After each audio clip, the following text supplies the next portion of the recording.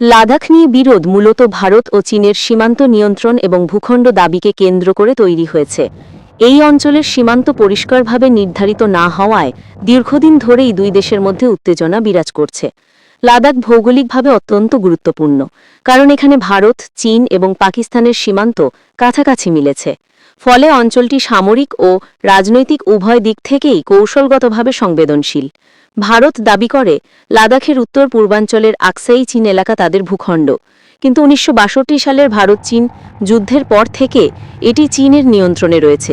চীন এই অঞ্চলের মধ্য দিয়েই জিনজিয়াং ও তিব্বতকে সংযুক্ত করে একটি গুরুত্বপূর্ণ মহাসড়ক নির্মাণ করেছে, যা ভারতের কাছে তাদের সার্বভৌমত্বের লঙ্ঘন বলে মনে হয়। অন্যদিকে ভারতও সাম্প্রতিক সময়ে সীমান্ত এলাকায় রাস্তাঘাট, এয়ারস্ট্রিপ এবং সামরিক অবকাঠামো তৈরি করছে, যা চীনের জন্য হুমকি হিসেবে প্রতীয়মান হয়।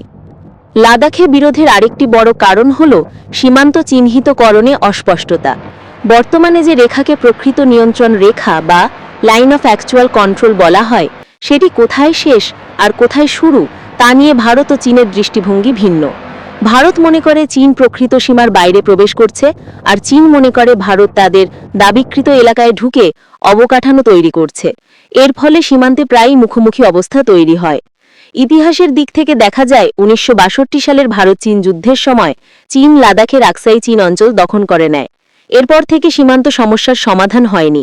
২০২০ সালের গালোয়ান উপত্যকায় সংঘর্ষে দুই দেশের সেনারা প্রাণ হারায়, যা উত্তেজনাকে নতুন মাত্রায় নিয়ে যায়।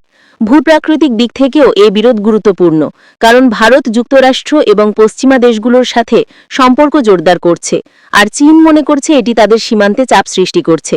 সব মিলিয়ে লাদাখ বিরোধের মূল কারণ হল সীমান্তের অস্পষ্টতা, আকসাই চীনের নিয়ন্ত্রণ নিয়ে দ্বন্দ্ব এবং দুই দেশের কৌশলগত প্রতিদ্বন্দ্বিতা।